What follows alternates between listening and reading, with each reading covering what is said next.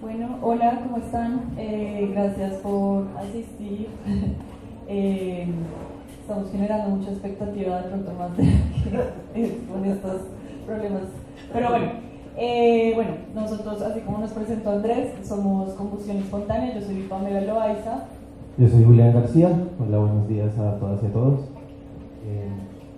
Entonces, pues bueno, esto es más o menos como vamos a hacer como una charla sobre un poco como el colectivo, lo que hacemos y como un poco como lo que hay detrás, ¿sí? O sea, no solo como mostrar, hacemos esto, sino como también por qué lo hacemos y de dónde vienen como esas cosas.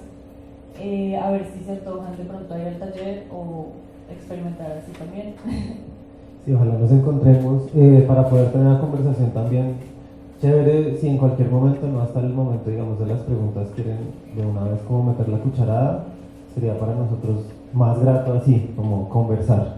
Pero pues ponemos la premisa de lo que mencionaba Pamela, una serie de excusas ahí como de provocaciones sobre procedimientos, algunas técnicas o algunas, no sé, antitécnicas que hemos hecho y bueno, sobre eso vamos charlando. Entonces, pues sin más largas. Chévere, si se acercan, están muy lejos. Ah, sí, también, sí. Que aquí además con la luz no veo algunas caras, pero bien, entonces.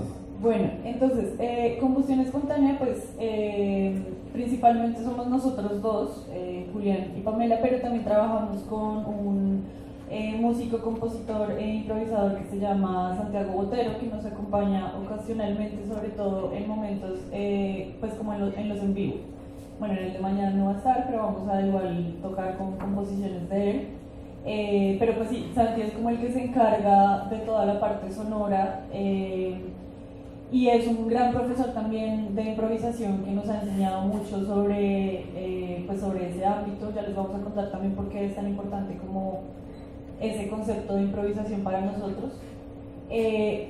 Bueno, este es un performance que hicimos hace casi un año más o menos, en el que nos mezclamos los tres. La idea es como, bueno, una pregunta que es muy importante en combustión espontánea y como nació combustión espontánea es que Julián y yo los dos estudiamos artes visuales. No sé, pues me imagino que acá la mayoría está como en esa línea y creo que saben que es una carrera como un poco solitaria en el que hacer, ¿no? Es como una cosa donde uno hace, a menos de que estén haciendo cine o algo como más en grupo, el arte suele ser una cosa de una sola, pues de una persona, es como muy diferente a los ensambles musicales, por ejemplo. Como que está esta imagen incluso idealizada del artista en su taller, trabajando como concentrado, trasnochándose, horas y horas y horas de trabajo que después decantan en una producción, una obra que uno le muestra a alguien y la interacción sucede como a partir de esa obra, pero no. Y bueno, claro que las artes, sobre todo el arte contemporáneo, rompe esas barreras de muchas formas, pero en principio esa tarea del artista que produce una obra es muy diferente a la forma como se educan sobre todo y cómo viven su disciplina los músicos. Nosotros observábamos ya de unos años que vamos a mostrarles ahorita, digamos, de trabajar con músicos, haciéndoles visuales para conciertos, como gráfica para sus discos, cosas en general, digamos, con ese entorno. Veíamos que hay una dinámica de ensamble, sobre todo en el entorno del jazz, ¿no? Como que teníamos mucho contacto con una escena experimental. Para quienes hayan ido a Bogotá o vayan a de pronto un espacio muy chévere que reúne parte de estas prácticas experimentales que se llama Matic Matic, como que concentraba un montón de dinámicas de escucha activa en la que los músicos, todos tocando al mismo tiempo, tienen que estar pasando, sucediendo, como aconteciendo al tiempo que los otros instrumentos. Y decíamos por qué de pronto como que en las artes visuales carecen de ese comportamiento, salvo, por ejemplo, si estamos hablando acá de, no sé, producción audiovisual. Claro, hay un director de fotografía, directora de arte, lo que sea, director, actores, actrices, cantidad de equipo, pero todos tienen como un rol muy específico y a veces jerárquico. En la música sucede que si bien a veces hay alguien que dirige, una persona que está a cargo de la dirección, los intérpretes y las intérpretes están como escuchándose en un mismo campo compositivo que pues es como lo que escuchamos como la composición completa. Sí, entonces digamos la pregunta también era como un poco todavía alrededor de cómo dos artistas visuales pueden trabajar la imagen en conjunto sin esta jerarquía, sino como un ensamble, ¿sí? O sea, como en una banda es importante la batería y la guitarra y que se escuchen y se entiendan, ¿cómo podría ser esto en lo visual? Entonces, digamos que a partir de ahí empieza como esta pregunta de combustión espontánea. Pues digamos, ahí, exacto, si ponemos un par de antecedentes, como les decíamos, trabajamos hace unos varios años de la mano de músicos haciendo visuales para conciertos. Nos gusta mucho como esa cuestión del acto, como el performance en vivo, esa adrenalina que se siente cuando uno está tocando, de la misma forma que los músicos tocan e interpretan una pieza, puede estar lo calculada que ustedes quieran o lo improvisada que ustedes quieran, pero hay como un acontecimiento en ese suceso del en vivo que ya venimos explorando de diferentes formas. Yo, por ejemplo, hago visuales con una banda que se llama Mula, aquí abajito con otra que se llama El Ombligo. Esto es una captura de pantalla de un festival que hubo en pandemia. Esto es de hecho Matic Matic y era como un croma que yo estaba haciendo. Una experiencia que tuvimos de hacer música inmersiva ambiental en la Cinemateca de Bogotá. Eso fue una cosa bien bonita. Y desde ese momento, pues como en otras experiencias, estuve en Rock al Parque con una banda que me invitó que se llama Bicelar. Desde ese momento como que también pasa, digamos, ya Pamela les va a contar, intentábamos integrar aparatos y tecnologías un poco al alcance del presupuesto, pero además del alcance, digamos, estético de nuestros intereses. Entonces ya en el escenario empezábamos a montar camaritas de seguridad de estas baratas que cuestan como 30, 40 mil pesos, en un circuito cerrado de televisión, televisores que fueran a la vez como salida de señal y otro intérprete más en el escenario. Y aquí algunas cositas como de piezas más de artista, pues como una instalación donde vamos, para quienes estén en el taller, a ver un poquito como de las cosas que le metemos la mano a la óptica, como para generar otro tipo de sensaciones más allá de lo que uno puede hacer desde el aparato. Entonces como que todo esto ya venía condensado en mi universo y como en mis intereses del que hacer. Y entonces me encuentro con Pamela, que también tiene... Entonces sí, digamos que pues antes de empezar a trabajar en conjunto, o pues también durante, pero como por individual, cada uno iba trabajando cosas con bandas, pues como que daba la coincidencia de que los dos estábamos como interesados en más o menos como la misma escena musical y los mismos espacios. Y pues como que estos son también algunas cosas como de las que yo he hecho, que son como hacer luces, como el diseño de luces en Rock al Parque, pero digamos también la pregunta muy como de cómo hacer las luces, y digamos también con Pleura, que es la banda de arriba, que es una banda con la que pues yo toco, es muy chévere, búsquenla.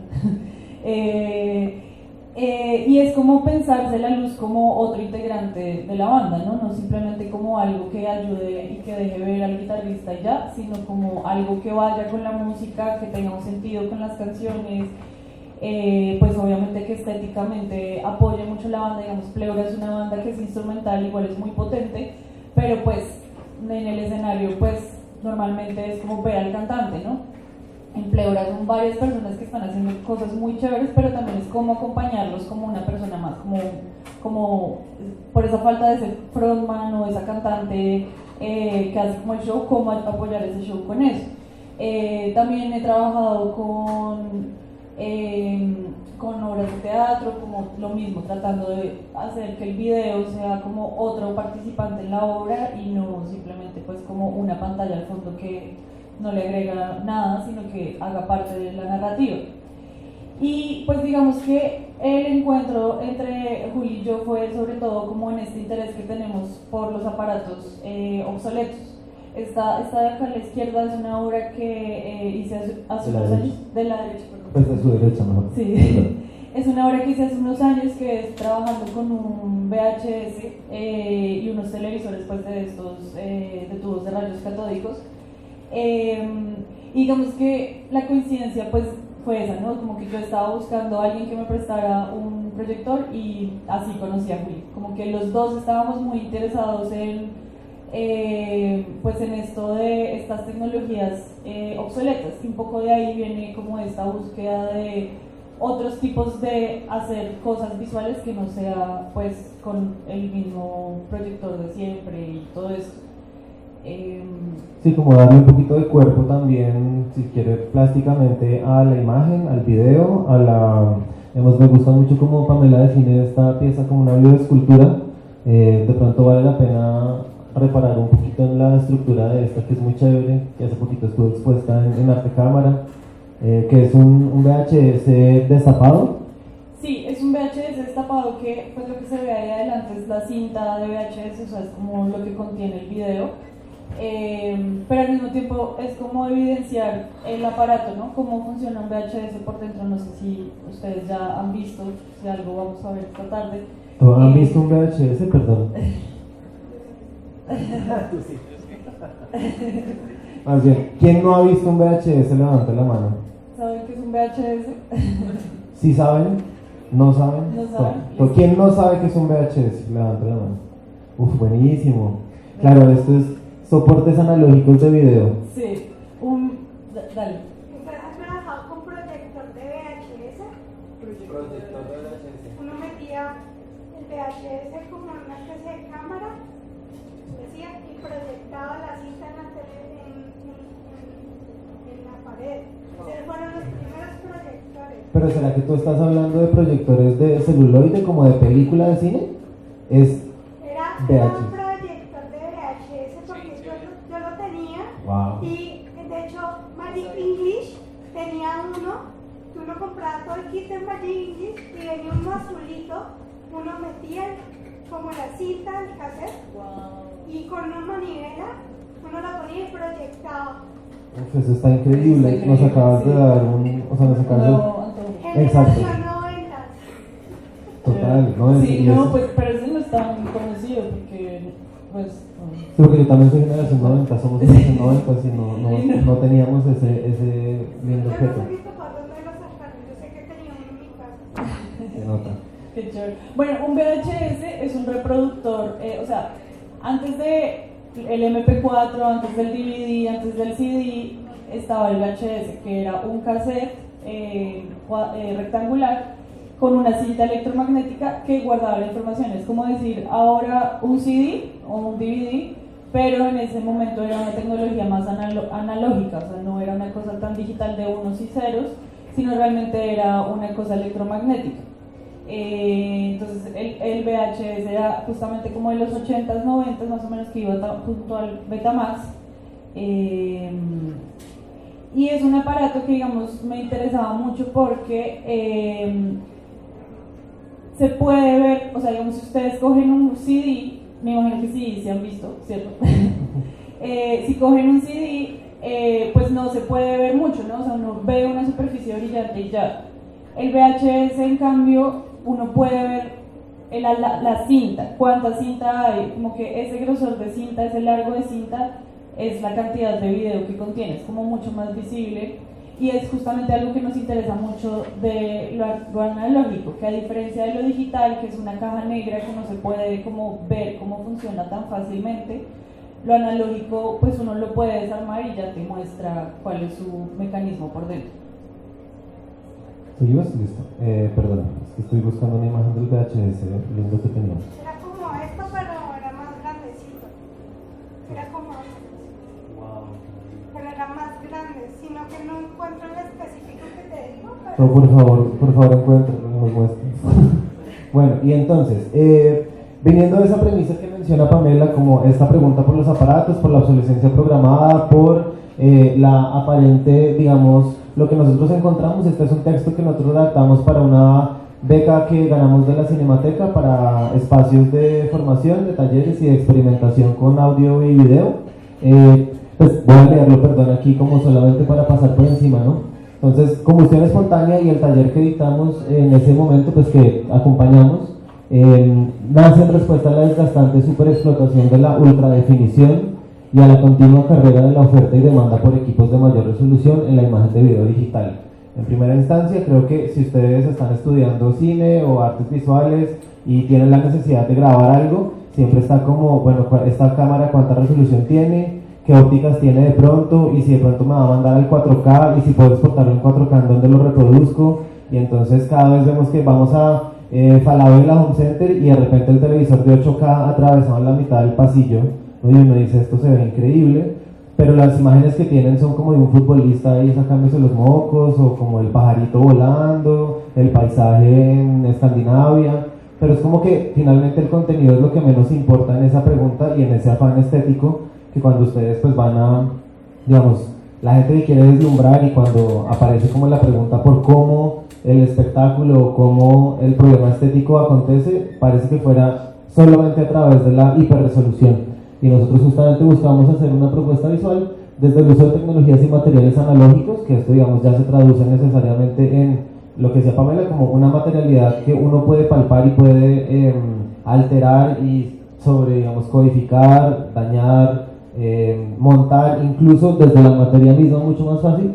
Y sobre todo nos interesa además que fueran pues como en un problema del desuso, ¿no? Porque hay un montón de aparatos. Piensen ustedes nada más en la carrera del iPhone, que ya vamos a ver, ¿no? Como cada vez que sale un iPhone, que es prácticamente igual al anterior, sí, que eso no estoy adelantando, ¿no? Pero todo entra en desuso muy rápido. Estas tecnologías, piensen cuántas hemos mencionado ahorita, ¿no? El VHS, el Betamax, el CD, el DVD, en cosa de 20 años, se supone más o menos que el paradigma es que ya son obsoletos y las cosas que estaban ahí guardadas un poco ya quedan crípticas para siempre. Entonces nos interesa ir a eso y explorar sus potencias visuales y performativas, ¿no?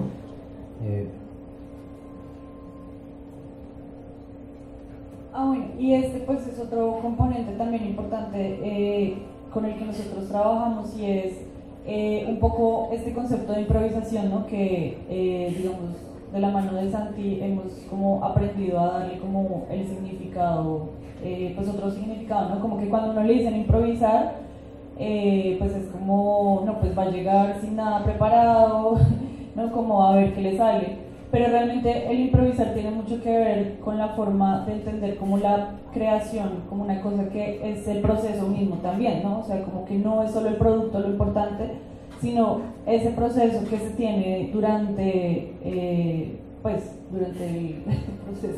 ¿verdad? Entonces como que el azar y la improvisación pues son cosas como muy importantes, sobre todo cuando trabajamos con este tipo de tecnologías, porque son muy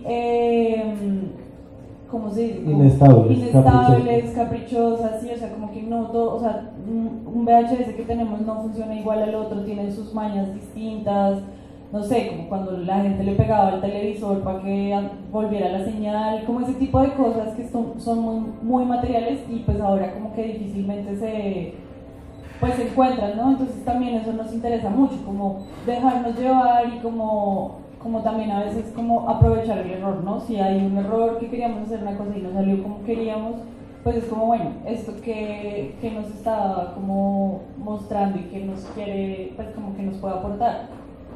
En ese sentido, ¿qué? Sí, no, pues es como un breve así resumen muy chiquitico de cositas que hemos hecho, conciertos, instalaciones, apuestas, experimentos varios, ¿no? Como desde los proyectores caseros, que digamos a punta de MDFs, lupas, de lupas, y pues como por lo que puede ser, por ejemplo, diapositivas de fotografía, pues se vuelve como un instrumento de proyección bastante performativo, y bueno, otras que ya vamos a ir viendo más adelante. Pero para concretar algunas de las apuestas de lo que hemos ido hablando, entonces reúne el colectivo, pues como tenemos este como enjambre de conceptos varios que tienen, pues sí, como todos un sentido muy concreto. Sí, pues digamos, o sea, estos son como conceptos con los que trabajamos y que están siempre como transversales a todo lo que hacemos. Digamos, uno muy importante es la antiobsolescencia programada. No sé si ustedes saben qué es la obsolescencia programada. ¿Han escuchado alguna vez esas dos palabras, obsolescencia programada? ¿Nadie? Sí, por ahí se están asintiendo, pero como con timidez. Obsolescencia programada no han escuchado entonces nunca. Por ahí incluso hay un documental muy chévere, creo que está en YouTube o en Netflix, ¿no? Como de dónde nace, como todas estas, digamos, producciones en las que estamos enmarcados. No hay que, digamos, desconocer que estos productos industriales vienen de o están enmarcadas ya no en un proceso artesanal, sino en un proceso completamente industrial. Dentro de las lógicas de la industria, llegó el momento cuando, de donde viene el concepto de la obsolescencia programada también, llega el momento en que se inventan el bombillo, y resulta que ese bombillo que se inventaron podía durar 1000 años fácilmente y nunca se iba a dañar. La lógica del mercado entonces entra a decir, tenemos que hacer que el bombillo se dañe, para que me compren más bombillos, porque si no, la fábrica de bombillos no va a poder seguir produciendo bombillos. Con bombillos, digamos que la dinámica no es tan perversa, porque un bombillo uno dice, no, pues es barato, en fin, lo que sea, pero esa misma lógica se hereda en todos los aparatos de producción técnica y pues tecnológica, como los que hemos estado hablando, ¿no? Entonces, ¿cómo hacemos para que este dispositivo que liberamos hoy día, en un año, ya sea obsoleto? Es una obsolescencia que se programa desde el momento de la hechura. Entonces, digamos que es una cosa donde como los objetos y la industria ya no gira en torno como a realmente cubrir solamente la necesidad, sino también vender, ¿no? Y crear necesidades. Entonces, por ejemplo, pues el ejemplo más como claro de la obsolescencia programada son los iPhones, que a partir de después de los 4 años o 5 años que salen, empiezan a ponerse más lentos, y es una cosa a propósito, ¿sí? O sea, no sé si les ha pasado o han visto que, por ejemplo, la abuelita tiene la nevera de hace 50 años y todavía le sirve, pero uno compra una nevera nueva y se daña más fácil. Eso, así como en general, es la obsolescencia programada.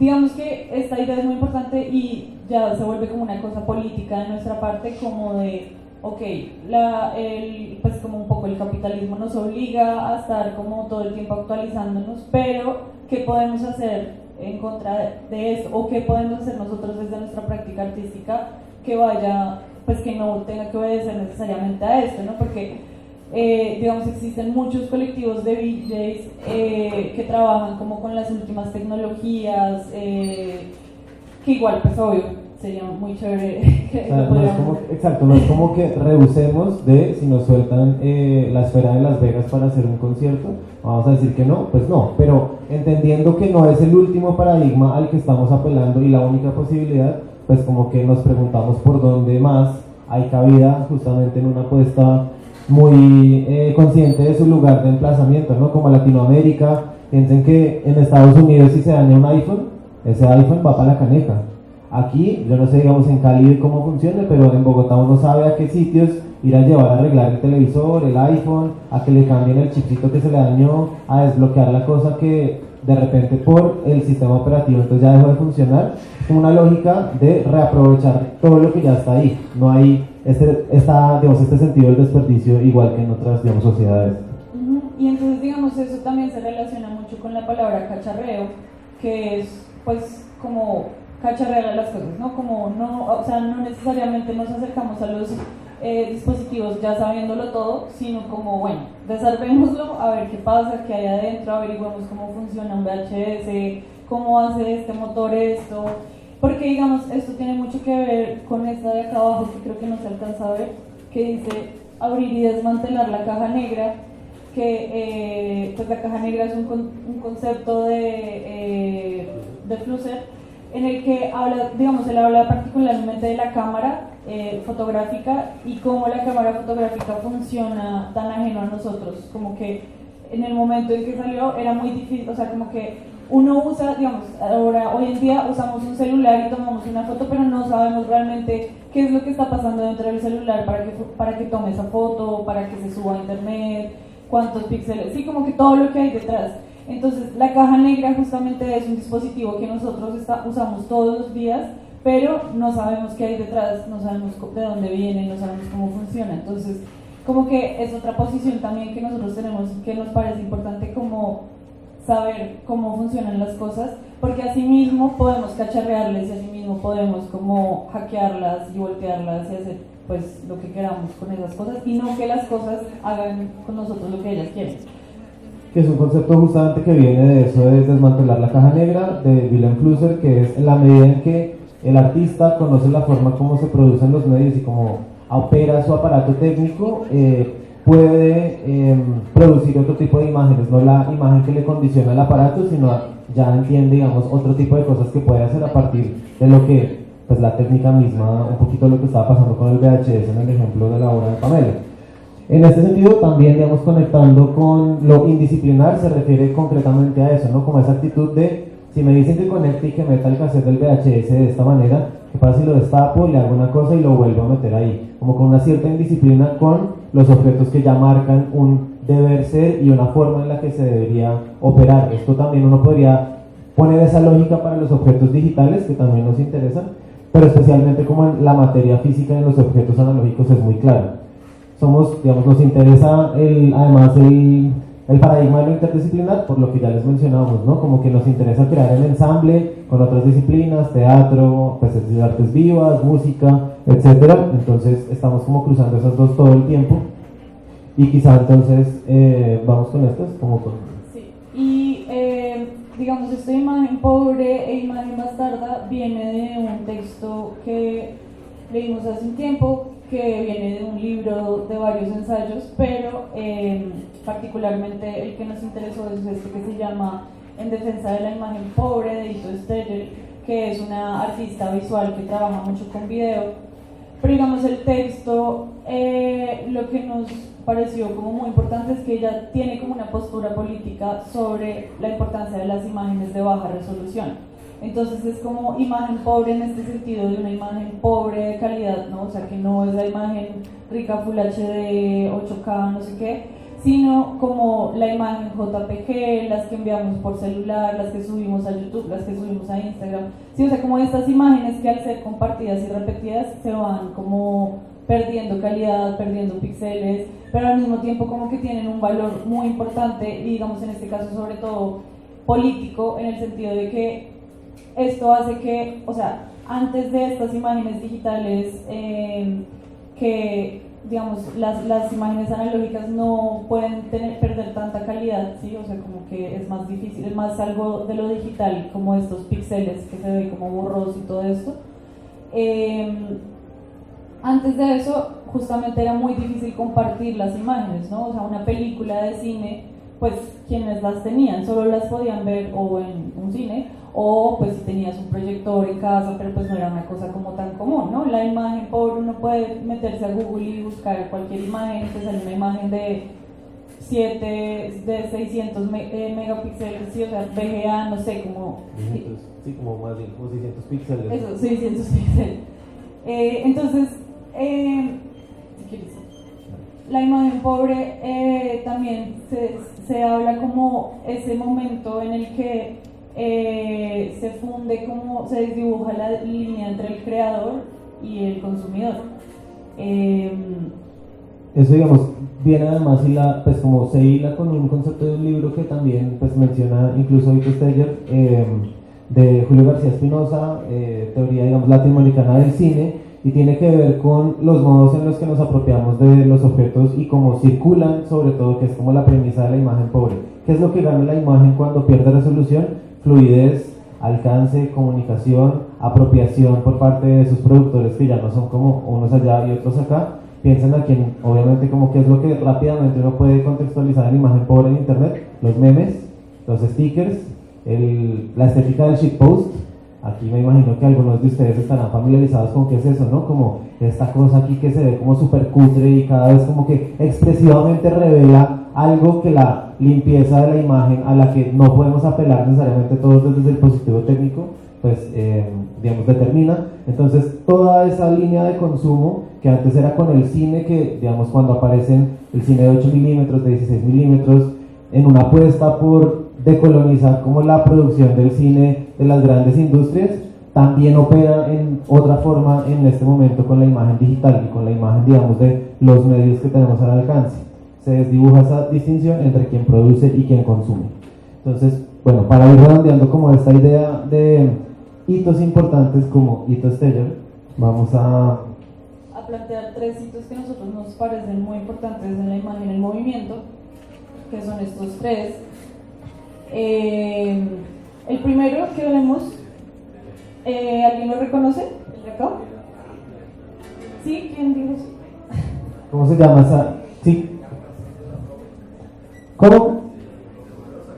Los obreros saliendo de la fábrica, la salida de la fábrica, de las primeras imágenes, alguna vez filmadas en cine. Los hermanos Lumière graban esta famosa escena que se vuelve además como un paradigma sobre la que luego otros teóricos, o pues más bien los teóricos del cine construyen como la imagen sobre el momento del capitalismo en el que surge el cine y otras, pero es un momento coyuntural, ¿no? Nace el cine con una imagen que habla sobre la forma como se produce en una sociedad en general, ¿no? Como la industria y los obreros justamente aparecen en esa escena. Y además es una imagen, pues como que se considera un poco como documental, ¿no? O sea, se supone que no hay como gran intervención de los directores en la escena, sino que es una escena natural que está pasando pues en la vida real, en ese momento.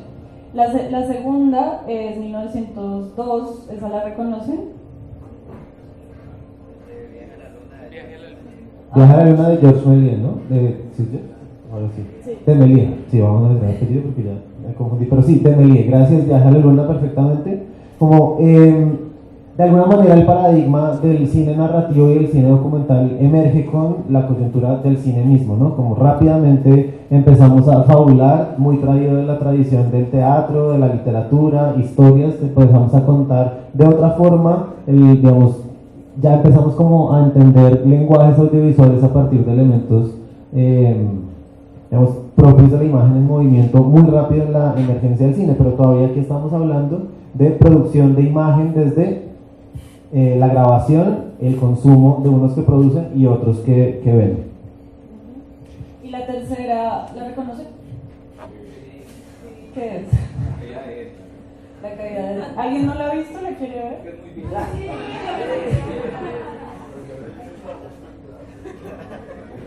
El problema es que no tenemos el audio amplificado como debería ser, entonces ustedes podrían actuarlo, ¿vale?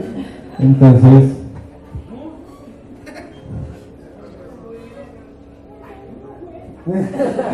sí lo reconocen. Ya, güey. Bien, más allá de la humillación colectiva que sufrimos todos al ver a Edgar caer, el disfrute y la humillación, quiero que sepan que Edgar capitalizó este momento de su vida, ¿no? Sí, Edgar está bien.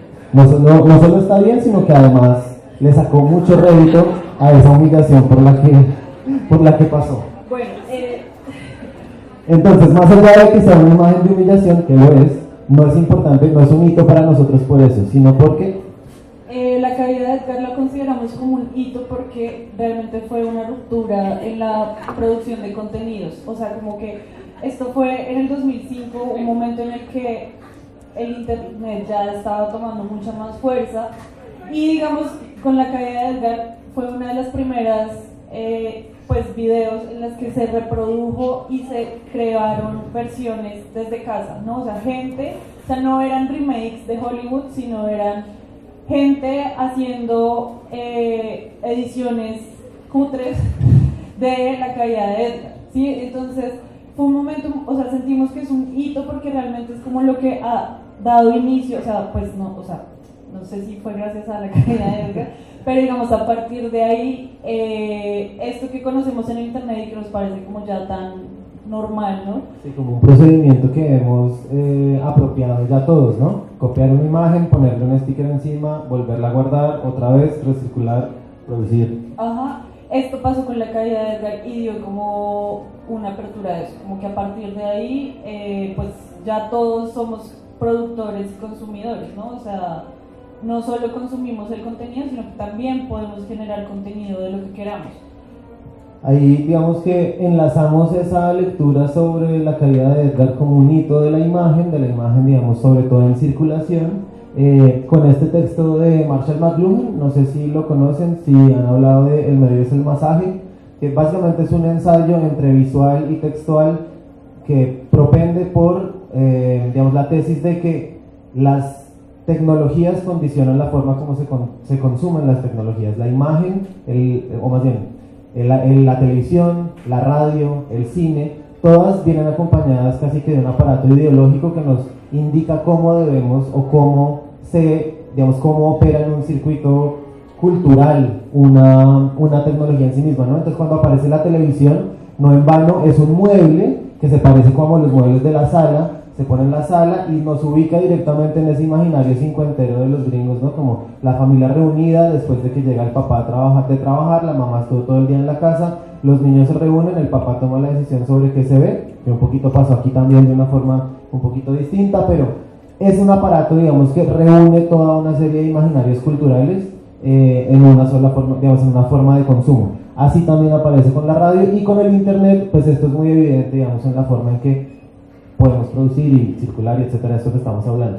Ahora, estamos pasando, digamos, como no en vano al paradigma de lo digital, pero para volver nuevamente a hablar digamos, del fenómeno digamos, como en conversación con el aparato analógico, ¿no? Cómo retomamos esa idea de producir y recircular no solamente los contenidos en internet, sino las tecnologías y las cosas de las que es capaz hacer un aparato técnico en el caso, digamos, de la materia.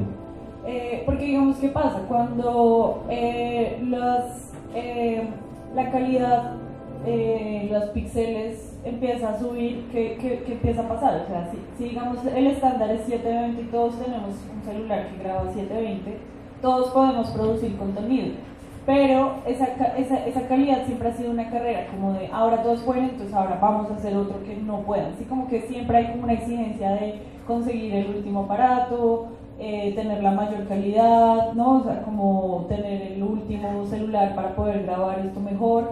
Pero entonces ahí está la pregunta que decía Julia hace un rato, como ¿y qué relación tiene esta calidad y este estándar de calidad y tener un televisor de 800 pulgadas con el contenido, ¿no? O sea, como ¿qué pasa con ese contenido? O sea, ¿tiene alguna importancia? No sé.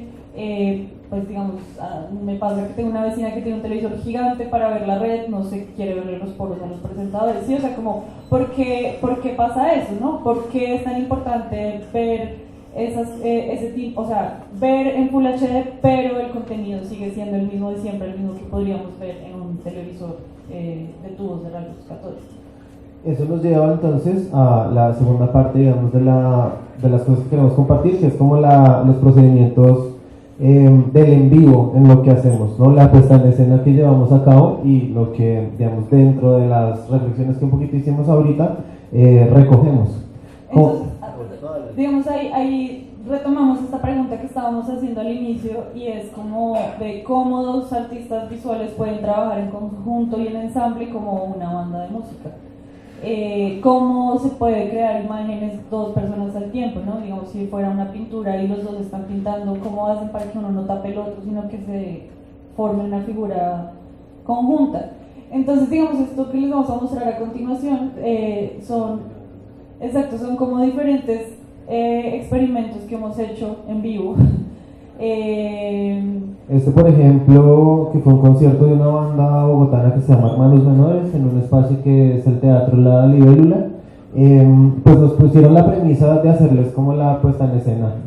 Hubiera podido ser como el proyector y ya, pero entonces decidimos hacer como un despliegue de televisores que, digamos, en este registro, perdón, no se alcanza a ver muy bien, pero ¿qué estaba pasando en términos de flujo de señal?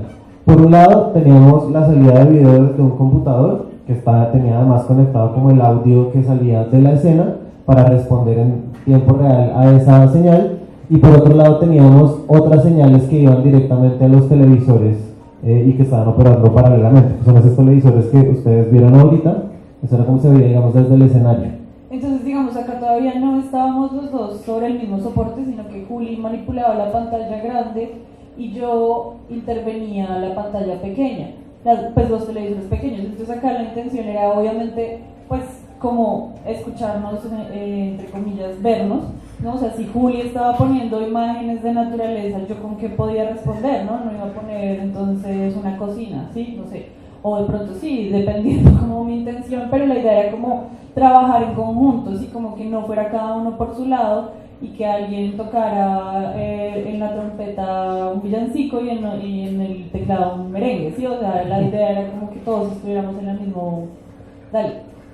Ya me encontré. Lo que pasa es que me confundí con cómo funciona el dispositivo.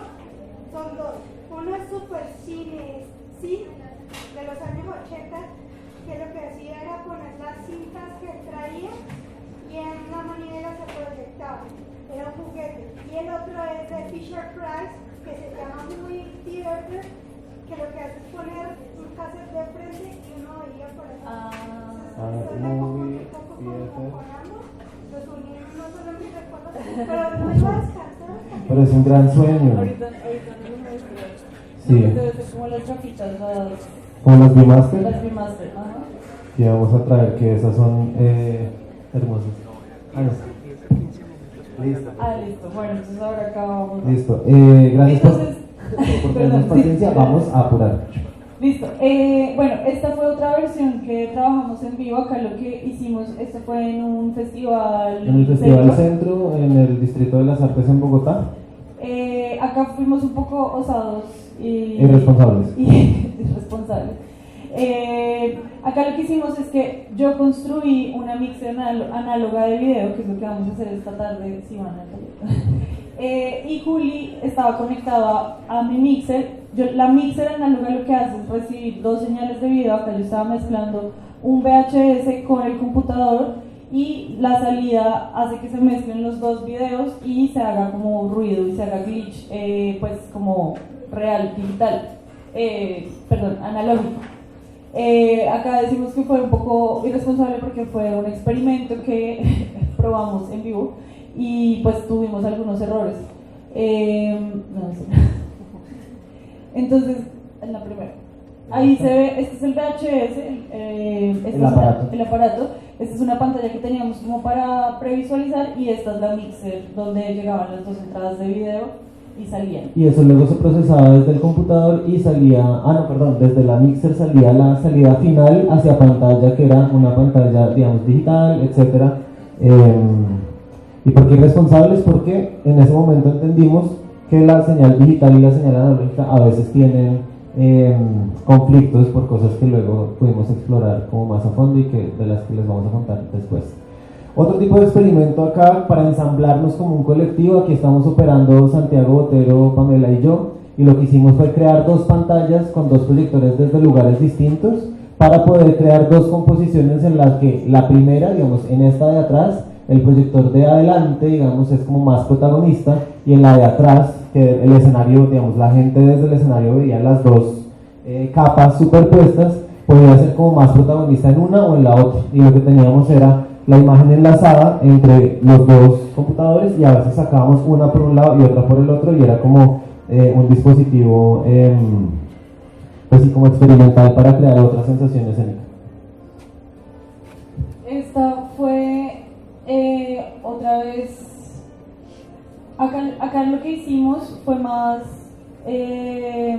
digital, casi todo, y era que los dos teníamos un computador y la imagen que yo producía le llegaba a Juli y Juli era la salida. Digamos, acá lo especial de este es que lo que experimentamos fue con un Kinect, no sé si los han visto, que era como la camarita del Xbox, que es una cámara que no funciona como una cámara, o sea, no tiene un lente, sino que realmente funciona es a través de rayos infrarrojos. Entonces, por eso crea estas imágenes en 3D. Este fue otro experimento que en lo que hicimos fue que Juli salía por las pantallas, las 4 televisores que conectamos como si fuera uno solo, y esa luz que se ve atrás era realmente un video como que rebotaba en una superficie brillante y creaba como estos halos de luz, pero eran manipulados por un theremin. Un theremin es un instrumento que no se toca, sino que funciona a partir como de la proximidad. Ahorita se los vamos a mostrar. Entonces, digamos que todos estos han sido como pruebas de cómo podemos funcionar los dos en conjunto sin, de nuevo, como desentonar, sino que crear una pieza conjunta en vivo. Bueno, esta fue otra versión que trabajamos ya no con Santi, sino que fue con unos DJs, y pues acá más o menos era un poco como acompañar la fiesta, o sea, casi no fue como un ensamble de yo te escucho, tú me escuchas, pues con los músicos, sino la escuchamos y sobre eso reinterpretamos. Pero había un ejercicio, digamos, interesante, que es el que nos gusta subrayar más allá del aparato técnico, y es que estábamos conectados por red, que esto es muy sencillo. Si ustedes lograron quitarle el modem que les dejó claro en la casa botado o ETV, eso lo pueden usar para crear imagen en vivo. Ustedes pueden mandarle la señal sin latencia alguna al otro computador y viceversa, y sobre eso entonces era lo que estábamos montándonos. A veces Pamela tenía la salida principal, a veces yo, y todo en improvisación en vivo. Pero bueno, veamos rápidamente. Y ahora la segunda parte, que es como queremos mostrarle algunos de los aparatos que hemos como construido. Aparatos y cacharreos. Entonces esta es la mixer de video analógica, que lo que hace es que tiene dos entradas RCA y una salida RCA. RCA es como estos cablecitos que parecen como enchufes de audífonos, pero realmente son para video y sonido. Este es solo para sonido, para video. Entonces lo que hace es como mezclar una señal, digamos, de una cámara y de un VHS, y en la salida salen las dos señales juntas como mezcladas, y lo que hacen las perillas es como subir y bajar la opacidad de esa mezcla. Entonces hace que se vea como más o menos ruido. Una pregunta muy rápida. ¿Por el delay y el retraso que produce pasa por los aparatos? A veces es problemático, y justamente por eso en el que hicimos de conectados a través del modem, ese delay era nulo, era muy rápido. Como que ese es un protocolo que se llama NDI, tiene una latencia casi inexistente, entonces no se nota para nada. En el de la mixer, pasando por el VHS, pasando por el computador, sí se sentía un poquito más, pero sí, como que hay unas que potencian una cosa y otras que potencian otra. Entonces sí, como que ha sido parte de la exploración, ver cómo en ese flujo de señal la última es la que pueda mandar la señal más rápido, que también ha sido como una pregunta de los aparatos que nos pueden como garantizar eso. Bueno, este era el Theremin del que ustedes les estábamos hablando. Si alguien aquí ha trabajado con computación física, hicimos un Theremin a partir de un Arduino Leonardo, en este caso, que permite recibir una señal de dos sensores de proximidad de ultrasonido. Entonces lo que hacen estos sensores es mandar una onda en una frecuencia que nosotros no escuchamos, que rebota en algún lugar, que es nuestra mano en ese caso como ejecutantes, y eso le determina un valor en el parámetro que nosotros logremos mapear. Nosotros trabajamos este dispositivo de la mano de unos amigos que hacen hackerismo en Bogotá, en Hackbo, y lo que, como lo traducimos a través de un protocolo de señal que se llama OSC, que también funciona a través de protocolos de red y que también tiene una latencia mínima. Eso, permite que en el caso de la operación que estamos haciendo del terminal, pues, que les mostramos, fuera como muy en tiempo real, y cuando inmediatamente se veía la caída de la mano, pasaba algo en las luces en ese caso, ni siquiera era como imagen de video, entre comillas, sino luz. Entonces, este es un instrumento visual que construimos también pensando como en la relación del cuerpo con el video, ¿no? Que no solo fuera como una persona quieta oprimiendo teclas, sino como que pasa como este movimiento de las manos. Si es lo que controla el video, pues como que esas manos y ese cuerpo se vuelven también como parte del escenario. Esta otra es otro experimento que hicimos, que es, pues bueno, yo no sé si ustedes han visto esas pantallas que son como muchos televisores juntos y que todos juntos, crean una sola imagen, ¿sí? Esto se hace realmente con un aparato que es muy caro. Entonces nosotros dijimos como, bueno, se llama una Matrox, desde el video profesional, que cuesta 1 o 2 millones de pesos. Dijimos como, bueno, ¿cómo podemos hacer eso? Tiene que haber una forma de hacerlo sin tener que pagar 2 millones de pesos. Entonces encontramos dos. Pues dos, así como rápidamente. La primera solución, la más recursiva, de la que tal vez nos sentimos más orgullosos, es esta primera. Estamos probando aquí con un programa que es Resolume. Todos, no defendemos esto aquí como públicamente, pero muy pirateado como tal, probablemente todos lo usamos.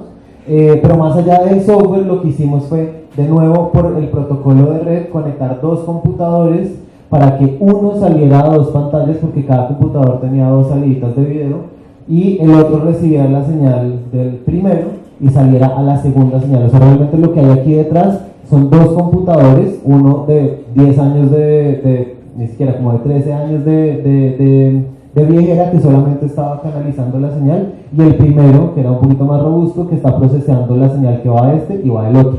eso lo vamos a ver de pronto en el taller con un poco más de detalle, pero al final una cosa que era un aparato muy caro en la industria y que se usa, lo logramos solucionar a partir de dos aparatos, uno muy viejito y otro que era capaz, digamos, de mandarle una señal por un cableado, pues como recursivamente. Ya luego nos dimos cuenta que existen aparatos que son como los que se usan de nuevo sí en los centros comerciales y esto, que son 2x2, 4x4, es una cajita un poco más económica que permite menos cosas que la Matrox, pero que nos permite, digamos, hacer esa operación fácilmente. Pero ahí es donde, digamos, el modem para las dos situaciones se vuelve como una herramienta 1A para trabajar en ensamble y en video en diferentes canales. Pero pues, sí, no, yo creo que, bueno, una última y si alcanzamos a hacer preguntas y ya, solo como para dejar ahí la provocación de las cositas que estamos haciendo ahorita.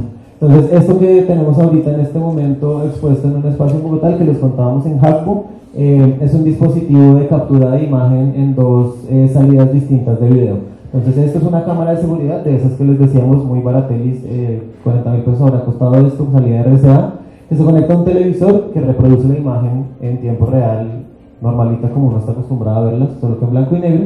Y el segundo televisor lo que está haciendo es recibir esa misma señal de video, que en realidad es un voltaje que se modula en en un rango de 1 voltio. Si ustedes han tenido una pila AA, eso tiene 1.5 voltios. La señal de video, toda la información de video de RCA se mueve en ese pequeño rango de 1 voltio. Entonces, esa señal de 1 voltio la recibimos en un equipo de sonido, como si fuera audio, y eso lo amplificamos directamente a los tubos catódicos del televisor. Eso, palabras más, palabras menos, estamos emulando el comportamiento de un osciloscopio, porque estamos llegando directamente con corriente al aparato que es capaz de definir esta imagen, solamente que modulamos esa corriente de manera un poco más, digamos, burda, en el sentido de que llega sin codificación, pero responde analógicamente a lo que está pasando acá. Entonces, ¿qué es lo que pasa? Cuando uno se para al frente y recibe como movimiento, las dos imágenes se mueven, pero traducen la imagen de una forma distinta en las dos, como que en una me veo, como no entiendo, pero en la otra también es la imagen, solo que en una forma codificada diferente a como estamos acostumbrados. Y bueno. Y pues ya. Entonces, pues, eso, no sé si tengan preguntas. Pues digamos, todo esto, como ven, es puramente como experimental. Pues, o sea, hay una investigación detrás, pero la aproximación inicial siempre ha sido experimental, como ver qué pasa, ver cómo funciona. Sí, o sea, es como una cosa muy de prueba y ensayo y de, pues sí, como investigar cómo funciona el aparato y a partir de ahí ver también qué nos dice ese aparato, no tanto como queremos hacer esto, busquemos un aparato que haga eso, sino como cojamos este aparato y veamos qué podemos hacer con este aparato. Entonces, pues eso, era como compartirles como un poco nuestro modo de hacer. No sé si tengan alguna duda. PQRs, preguntas, quejas, reclamos. Dale. Por allá.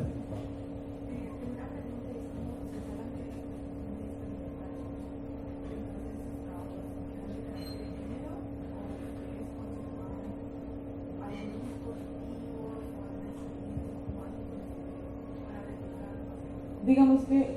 ¿No, cómo es tu nombre, verdad? ¿Natalie? Natalia. Natalia, sí, perdón. Digamos No, que... estoy sordo.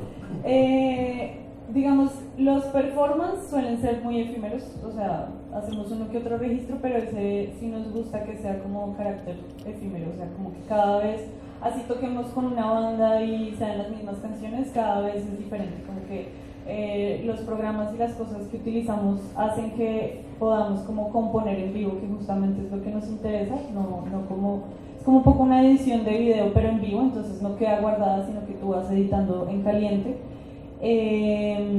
Pero los aparatos sí, o sea, digamos el Theremin ese todavía lo usamos, todavía lo tenemos y lo usamos en conciertos, lo mismo la Mixer, o sea, los aparatos sí los guardamos, queremos también y tratamos como de perfeccionarlos y buscar como una nueva versión de ese. Pero los shows, como que las piezas audiovisuales de por sí que como instalaciones o shows son muy efímeras realmente. Por ejemplo, esto es un registro muy chiquito. Antes del concierto, ese que les decíamos en el Centro Nacional de las Artes, que estábamos conectados ella y yo como a una salida única, teníamos una cámara registrando el público, que fue una señal que usamos durante el concierto. Entonces, antes de que arrancara, ya teníamos salida al video, entonces nos pusimos a jugar.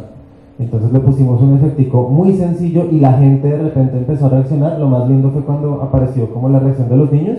Empezaron a jugar con este efecto, a ver qué es lo que pasaba, y eso sucede solamente como de manera efímera, como que era una cosa muy poco premeditada, no teníamos forma de saber que iba a poder pasar eso, pero también nos interesa como que suceda.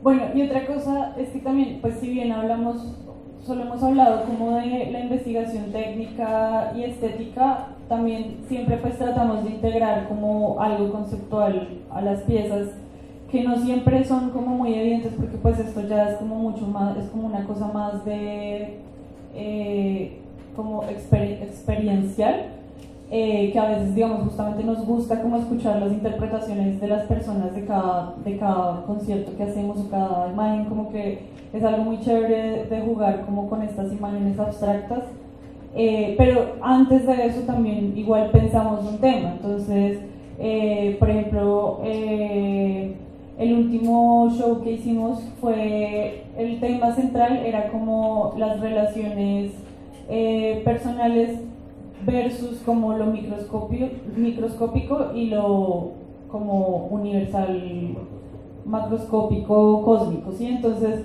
era un poco como a partir de eso buscábamos imágenes de eso. Entonces sí, siempre tratamos como de tener un tema, ¿no? Como para podernos como sincronizar y como, bueno, ¿qué imágenes piensas con esto y esto? O sea, en ese sentido tampoco es como o sea, totalmente al azar, sino que lo que es al azar es como la forma en que se van mezclando esas imágenes. Pero pues sí, nos faltó decir eso, o sea, como que tenemos una investigación técnica, pero también pues hay una investigación como conceptual o poética, por decirlo así, ¿no? Como en cada pieza. No sé si haya otra pregunta. Ahora que también lo que mencionas es importante tener registro también por no saber qué fue lo que hizo y poder iterar como sobre la misma idea. Eso ha sido un problema, a veces afortunado, a veces desafortunado, pero es una excelente pregunta también por eso. Por aquí. Una preguntita así muy Suelta desparpajada. ¿Ustedes dónde consiguen ese tipo de aparatos, de televisores? Pues digamos como que hay varios lugares, hay varios que son heredados, pero también hay varios que son comprados en Bogotá. No sé si, creo que pues, yo creo que Andrés nos contaba que aquí en acá Cali hay hay algo parecido, sí. En Bogotá hay una zona que es en el centro, que es en la 19 con novena, pues entre la 19 y la 24 es toda una calle donde se consiguen, pues así mismo como gracias a que somos latinoamericanos y arreglamos las cosas y las reutilizamos, hay tiendas donde venden cosas dañadas o usadas que ya pues ya nadie tiene, como o compraventas. Yo creo que también no hemos comprado, pero yo creo que en compraventas también se pueden conseguir ese tipo de aparatos. Hay otra cosa que se llama el mercado de las pulgas en Bogotá, no sé si hay algo acá en Cali. El mercado de las pulgas es una cosa que hay todos los domingos y son un montón de carpas llenas de chécheres, sí, cosas que sacaron de la basura, se encontraron o regalaron, y pues ahí uno tiene que escarbar. A veces unas sirven, a veces otras no. Nos pasó en uno de esos agaches en la séptima, no en un domingo, que se la pedimos a un man, un televisorcito chiquito que tenía una cámara inalámbrica y se veía muy lindo, no sabíamos si funcionaba, nos dijo camine, lo probamos, nos metió por allá un chuzo, pensábamos que nos íbamos a morir ese día. Luego no solo salimos vivos, sino que funcionaba la camarita, pero pues sí, como que mucho de hurgar ahí entre la basura, si se quiere. Lo que pasa es que nos llega como con el primer filtro, y también contamos con la suerte que ya llevamos un tiempo entonces recolectando estas cosas, y a veces la gente dice como, oiga, yo tengo un televisor ahí guardado hace 2 años y no hago nada con él, pues cójanlo y hagan alguna cosa. Sí, entonces seguro como en zonas así donde arreglan televisores, electrodomésticos y cosas así, de pronto se puedan conseguir este tipo de aparatos. Y las sincronizaciones, los amigos, la abuelita. Sí, escarbar ahí la casa de la abuelita, que no.